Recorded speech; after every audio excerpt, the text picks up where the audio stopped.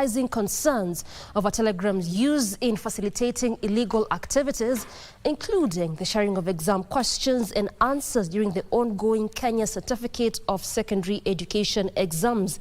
The suspension, which targets mobile network providers, will take effect during key exam hours, sparking backlash from businessmen and social media users affected by the disruption.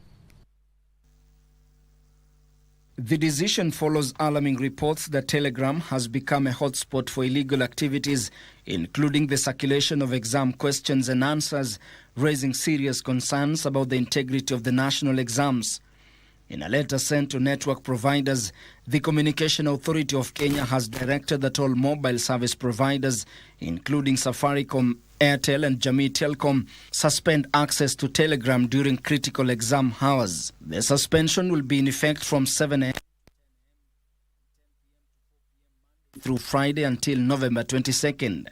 While the government insists this is a necessary step to protect the credibility of the KCSE exams, the decision has sparked frustration among businesses and social media managers who rely on the platform for marketing and communication. Despite this, the regulatory authority has expressed disappointment at Telegram's lack of cooperation in removing the offending channels linked to criminal activities. Ben Chumba, Lunchtime News. And our land grabbers who have encroached on school land have been put on notice, with Education Cabinet Secretary Julius Migos Ogamba saying such persons will have to compensate schools for the amount of time they have occupied the land.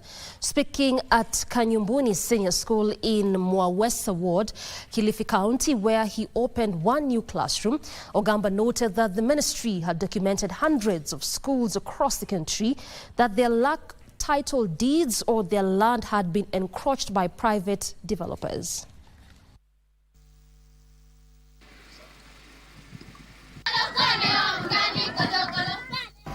Na tumeweka kamiti ya collect all the data of all the school assets including land, ndio tuweze kufanya mpango wa kuwapatia title deeds. Kila shule ikuwe na title deed yake. Hiyo mpango inaendelea na representative wa county yako hapa. Hiyo report ifike kwake, acombine pamoja na hiyo. And let me take this opportunity to warn those people who think that school land is available for grabbing. You be prepared to exit before we reach there. Because if we find that you are grabbing school land, we will initiate legal processes, not only to recover that land, but for you to pay for the losses that the school would have incurred for the period it was not using its land. Something in law we call mean profits. We will charge you for the school not using that land for the period you are holding the land, which is against the law. Now, Makueni County government has rolled out an initiative to stock 3 libraries with the latest books and digital tools. The initiative, which will cascade to each ward in the county, is aimed at promoting literacy at the community level, as well as support the competency-based curriculum. The rollout of the competency-based curriculum has seen Makueni County government move to equip libraries within the county with the necessary books and digital tools for CBC learners to utilize in their studies. We are in the process of ensuring that our libraries are transformed to the latest versions. We want to have more e-books. We also want to have better speeds in terms of bandwidth and connectivity. The 3 libraries that are so far benefited from the initiative will provide a forum for the community to learn new skills in a conducive environment. Tumekuja huku sisi tuangalie vitabu na tukaona vitabu ni vizuri. Na sasa tunafurahia kwa sababu tutaendelea na kuja na kuchukua vitabu, tuendelee na kusoma. Jifunza mambo ya kupika, upigaji. Tunajaribu kama sisi wanawake tunajifunia kwa kuwa tuko hapa. In addition, the county has launched a community outreach program aimed at promoting a reading culture among residents. It is upon the citizens of Makueni County to take advantage of this resource. Instead of idling around, take advantage of this resource and come in and take a read. Opicho Chemtai for Lunchtime News. A section of West Pokot leaders are faulting the National Treasury for what they say is a cash crisis following the rejection of the 2024 finance bill, which is negatively affecting the counties. Former West Pokot Governor Professor John Lonyangapuo says a majority of Kenyans are struggling to meet their basic needs. He's now calling on economic experts and the government advisors to ensure completion of pending projects in the county.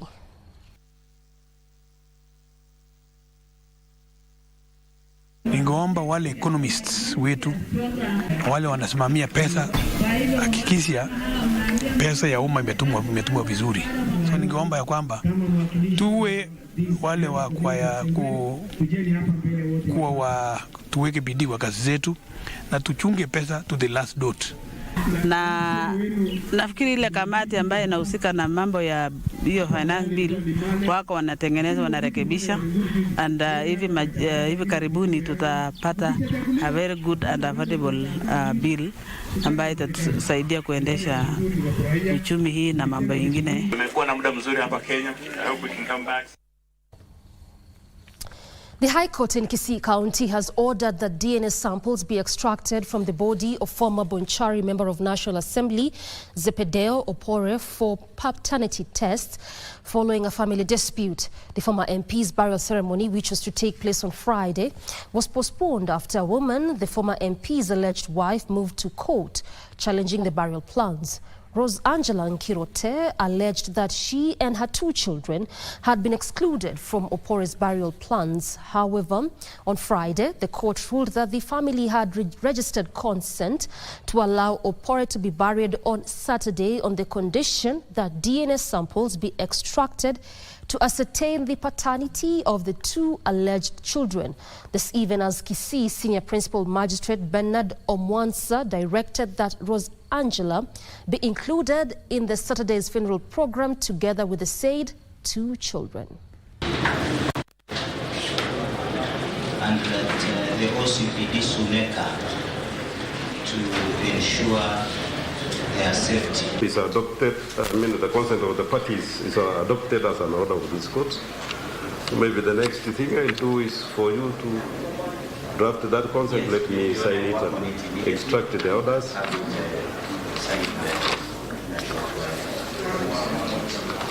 Okay.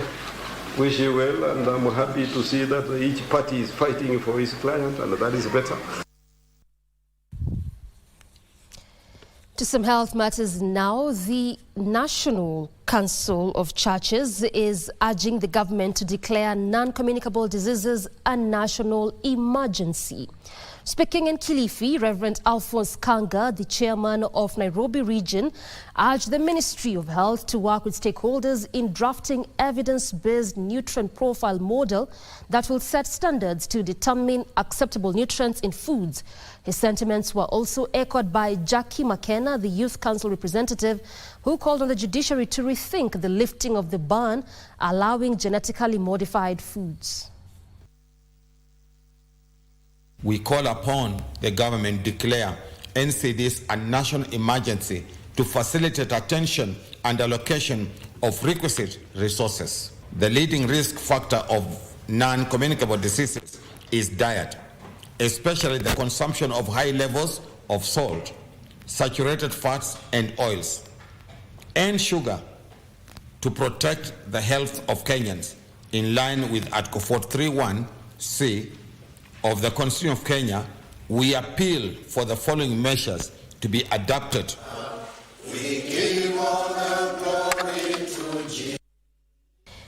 Cabinet Secretary for Treasury John Mbadi has said that the country's economy has stabilized, urging Kenyans to give leaders ample time to deliver on their mandate. Mbadi, who was speaking at Suget Forest in Kipkelion East constituency in Kericho County during a tree planting exercise, says the differences that previously affected the executive were derailing government projects. Mbadi says the new changes effected will go a long way in taking the country forward. Saa hii sasa kila kitu imeanza kutulia. Serikali ni moja. Unajua, wacha niwaambie ukweli. Hata shule kama uko na headmaster na deputy wake wanapigana kila siku, hakuna kitu inaweza endelea kwa hiyo shule. This is an order. You must make sure that all the trees, the 400 hectares that we have been given, we plant trees by June next year. We should have planted tree in the entire area. Atuletee maendeleo hapa nyumbani. Si kwa wananchi. The national government has pledged to support the devolved units in improving health and agriculture.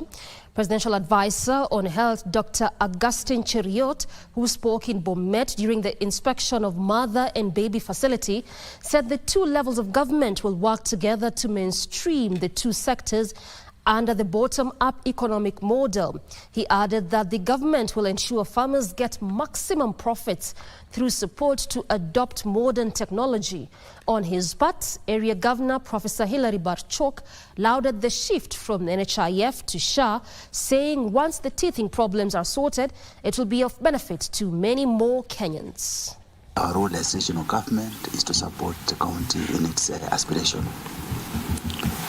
We have also talked at length on the issue around agriculture.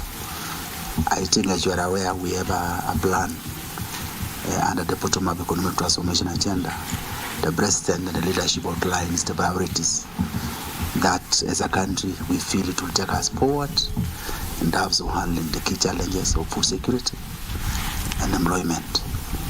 Transition from NHIF to SHA, of course, we have a lot of noises, but I think we are making progress. Exactly 11 minutes past the top of the hour, we are due for our first break. We'll circle back with plenty more, including the latest in sports.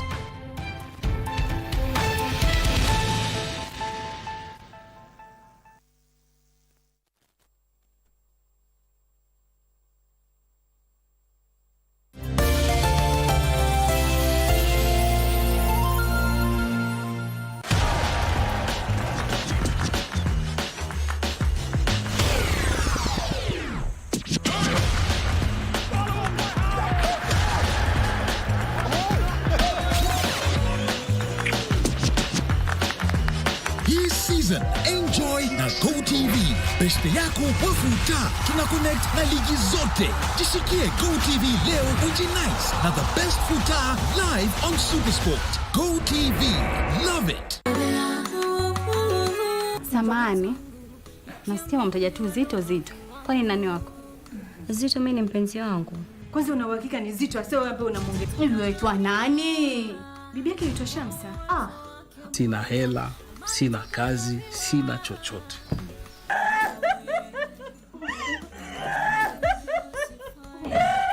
Kwa nini namtuma Zito aje niwe mimi? Ukumbuke uko nyumbani kwangu, sawa? Na sikujui hunijui. Naomba ujiheshimu. Wanafunzi yale wanaoyapitia hususan katika lugha sanifu ya Kiswahili ambayo ni lugha inayokuwa kwa kasi barani Afrika na ulimwenguni kwa jumla. Usafi jambo muhimu, jamani tujizatiti. Je, ufisadi umechangia kudorora kwa uchumi wa mataifa mengi ulimwenguni? Wanafunzi wengi kwenda kutafuta masomo, kwa mfano ughaibuni, na wanapomaliza masomo yao huko pia wanapata kazi au ajira, na wanapopata ajira hizo wanajenga mataifa yale, ila si haya. Kupitia ufisadi watu wengi wanachukua rasilimali ya wananchi na kujiwekea wao wenyewe. Onyesha namna wahusika wanavyobembea maishani mwao. Ndoa ya Bunju na Neema, pale ambapo licha ya kuwa wote wawili wanafanya kazi, tuwapata ya kuwa pato lile ambalo wanalipata halitoshi. Wiki hii kwenye Mkulima tutakuza mboga za kienyeji. Watu warudi shambani. Tena mahali walipo, kama wananisikiza, warudi shambani. Shamba linalipa, shamba tukingangana na kulima hatutafukuza njaa. Na tutakuwa tukilia rais saidia kila wakati, ama mbunge saidia, kwa sababu hakutakuwa na njaa. Kisha tukapande makonge. Usikose kujumuika nasi siku ya Jumamosi saa 10:30 upate mseto kamili wa kilimo.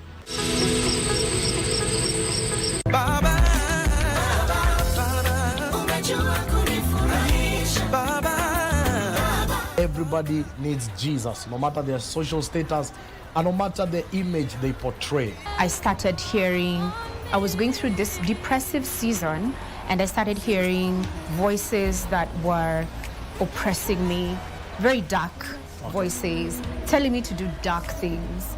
This life chose me. So I didn't choose God, He chose me. He left the 99 for the one, just like Jesus says. I saw this very white, blinding light engulf my room, engulf my space, and it was so bright that I could not look into it. So no matter the economic status, all of us at the end of the day, we need God, and God is the equalizer. Take over. Change is here. And this shift is about many things. The country's shifting. This is Kenya's vision, the journey to development. KBC is going to be the home to realize, to discuss, to share ideas about this shift and to know where our country is going. We dissect the rumors. We clarify the perceptions. A clear picture of the status quo. Change is indeed here. Everything is shifting. The shift.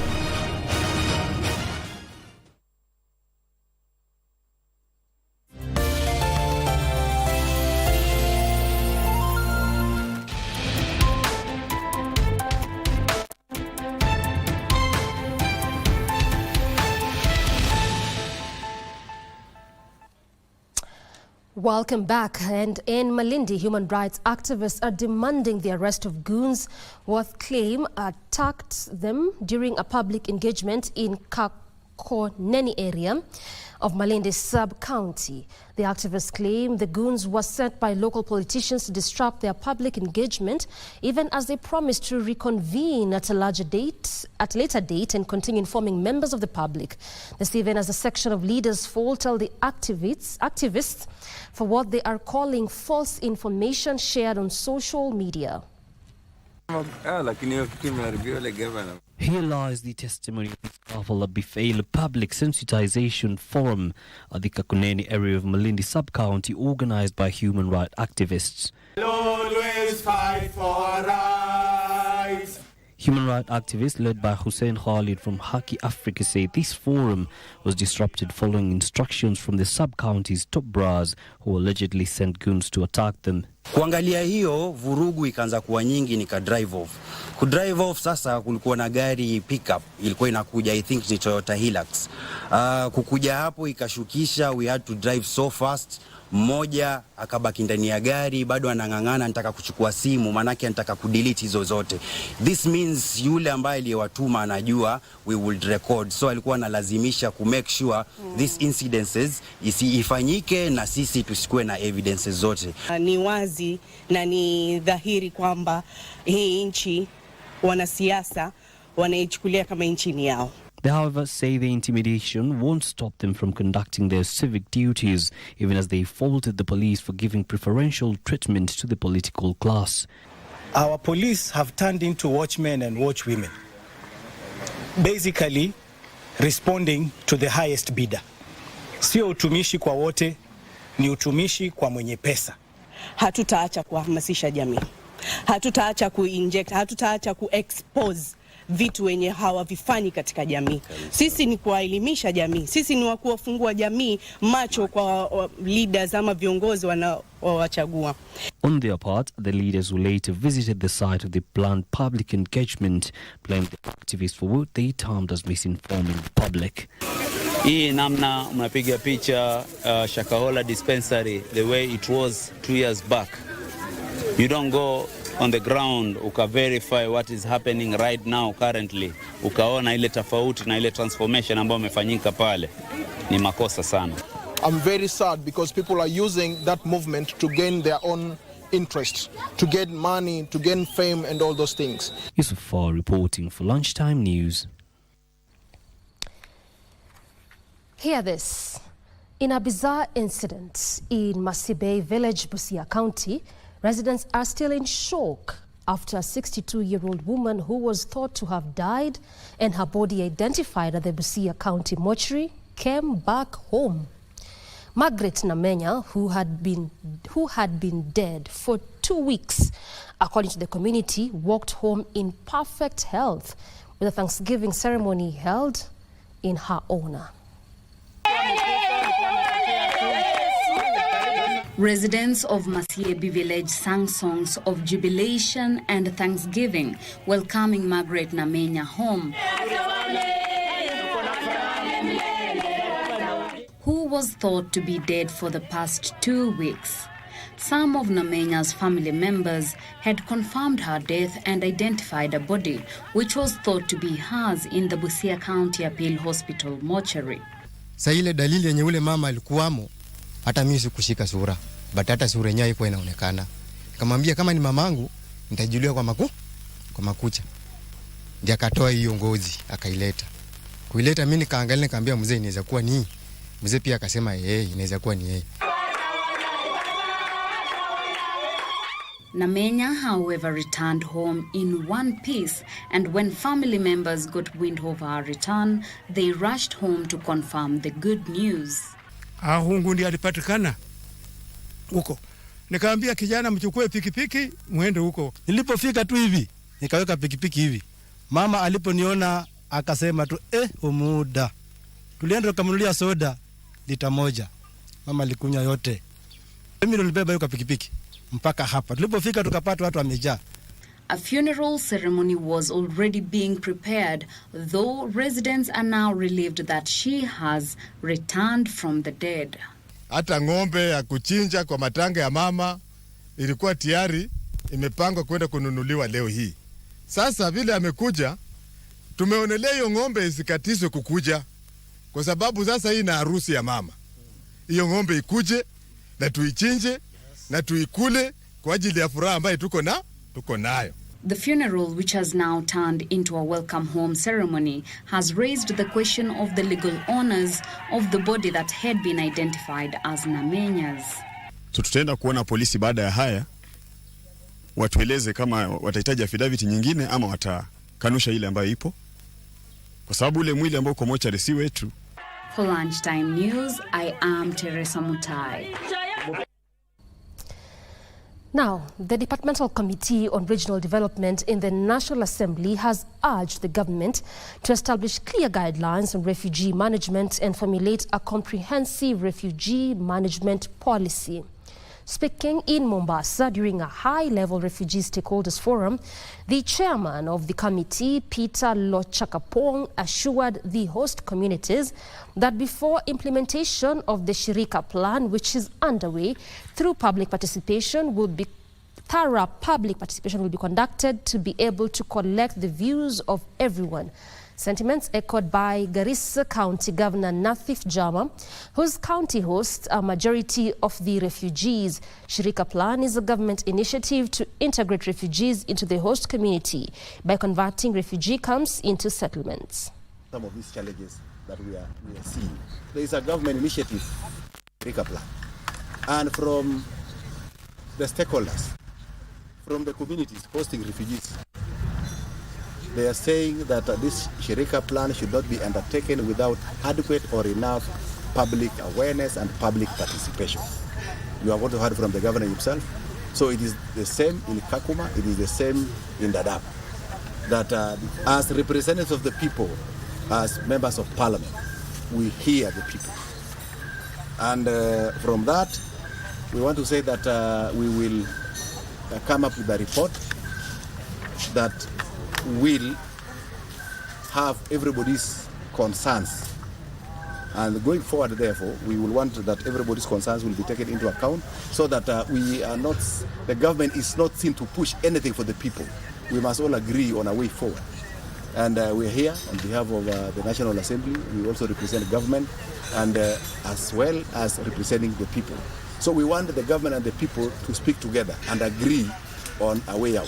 What we're saying is that it makes sense to address and deal with the many concerns of the host communities before those major or critical, important initiatives can be implemented.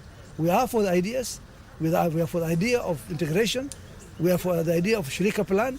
We are, which should all be based on GISIDEP and the KISIDEP as the foundation stones. But nevertheless, the critical concerns that we discussed need to be addressed very, very urgently.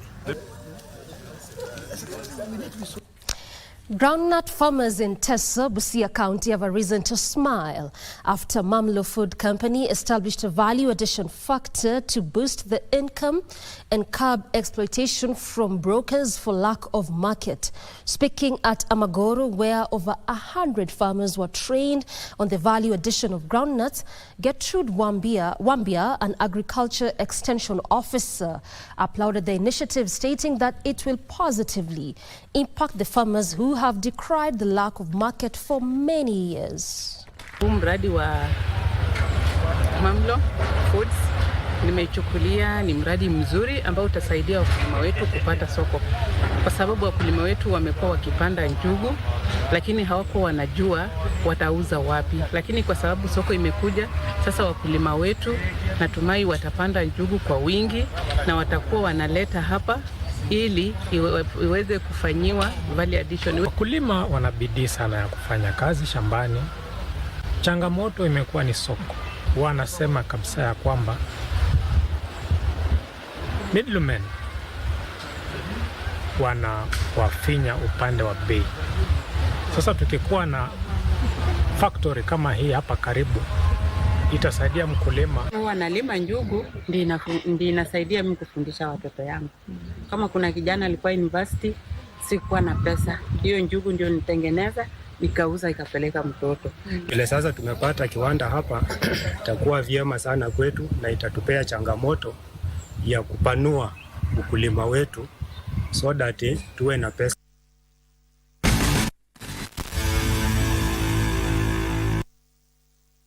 To some sporting action now, and Rayo Vallecano suffered a 3-1 defeat against Las Palmas in the Spanish La Liga match played at the Estadio de Vallecas. Victory for Las Palmas was its third in 4 league matches under Diego Martinez. Las Palmas was bottom of La Liga when Martinez took over, but is now 15th with 12 points, while for Rayo Vallecano, defeat left it in 9th position with 16 points. A win would have put them back into the top 6. And so here it comes, a good delivery, the early goal. Las Palmas in front on 5. Sandro, it's a goal, it's an own goal. Points, they're coming forward right now looking for goal number 3. At the other end, it's an own goal. That story puts a cap on what we had lined up for you this Saturday afternoon. We appreciate you for your valid company. This has been Lunchtime News. I'm Doreen Ararnge. Barona Bully has been our sign language interpreter. Good afternoon.